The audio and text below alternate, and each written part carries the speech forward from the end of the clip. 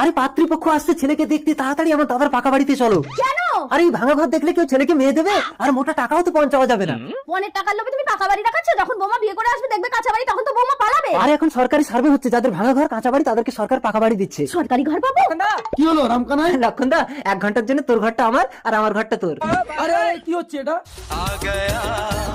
আরে আরে পাত্রীপক্ষ আসছে, বসতে দাও বসতে দাও। এ তো দেখছি রাজপ্রাসাদ। রামকানাই বাবু, বাড়িটা কি আপনার? হ্যাঁ, আপনার মেয়ে এই রাজপ্রাসাদের রাজলক্ষ্মী হয়ে থাকবে।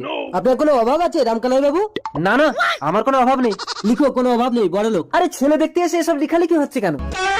আমরা আপনার ছেলেকে দেখতে আসিনি, সরকারি পাকা বাড়ি দেওয়ার জন্য সার্ভে করতে এসেছি। ও স্যার, এ বাড়ি আমার না, অনেক টাকার লোভে আমি পাকা বাড়ি দেখিয়েছি। স্যার স্যার স্যার, এই ভাঙা ঘরটা পাস করে দিন। কই চলো দেখি। এই তোমার নাম কি? লক্ষণ পাত্র। লেখো, লক্ষণ পাত্র ঘর পাবে। আরে এটা আমার ঘর। এই বেরো।